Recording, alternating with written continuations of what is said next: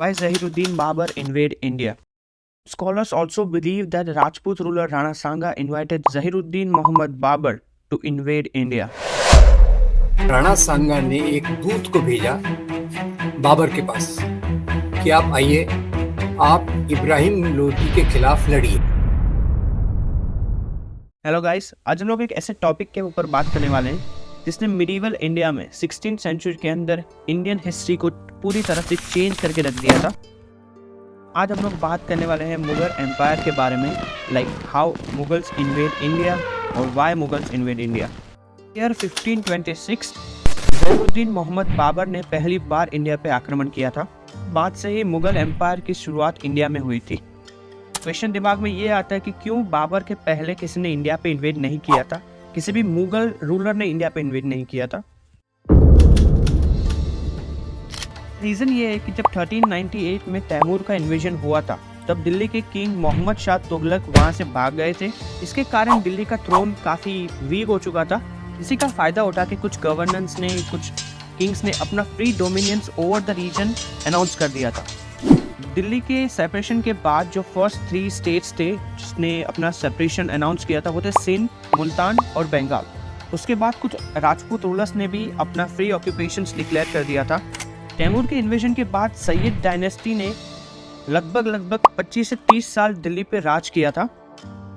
1451 बहलोल लोदी ने दिल्ली पे आक्रमण किया और वहाँ पे कब्जा कर लिया था।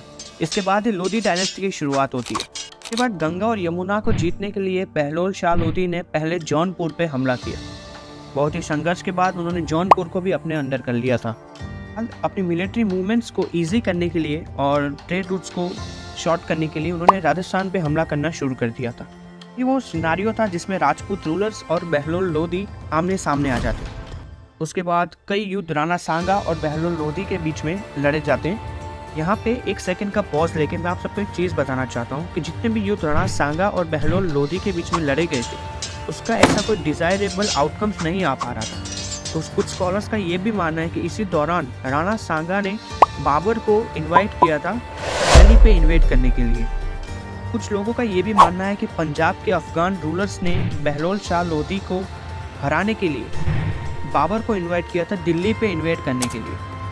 कुछ लोग ये भी मानते हैं कि ये आर्ग्यूमेंट्स बहुत ही वीक हैं क्योंकि किसी पर्टिकुलर किंगडम या किसी पर्टिकुलर किंग के बुलाने पे बाबर सब कुछ छोड़ के इंडिया पे इन्वेड नहीं कर सकता।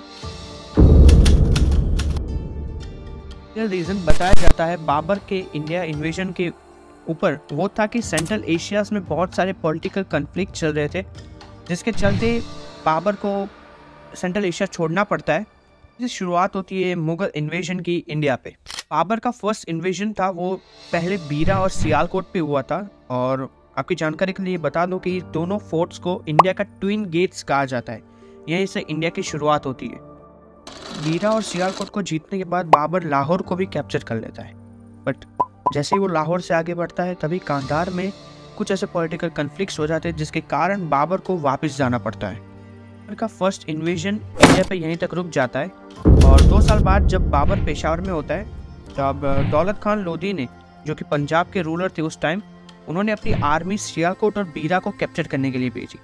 ऐसे ही दौलत खान की आर्मी बीरा और सियालकोट को कैप्चर करती है। वो आगे लाहौर को कैप्चर करने के लिए बढ़ते हैं, लेकिन पीछे से बाबर के आने पे वो लोग सरेंडर कर देते हैं और इसी तरह बाबर पंजाब का भी रूलर बन जाता है। सिर्फ 3 हफ्तों में पंजाब को जीतने के बाद बाबर दिल्ली की तरफ बढ़ता है और इब्राहिम लोदी के साथ उसका पहला युद्ध होता है। इसको बैटल ऑफ पानीपत के नाम से भी जाना जाता है और इस पानीपत के युद्ध की शुरुआत होती है 20 अप्रैल 1526 को। और इस युद्ध में इब्राहिम लोदी के पास 1000 एलिफेंट्स और 100,000 मैन्स की आर्मी थी, जबकि बाबर के पास 12,000 मैन ही थे। बाबर की आर्मी ज़्यादा पावरफुल थी क्योंकि वो लोग गन पाउडर का यूज़ ज़्यादा करते थे। गन पाउडर का यूज़ आर्टिलरी में पहली बार बाबर ने ही शुरू किया था।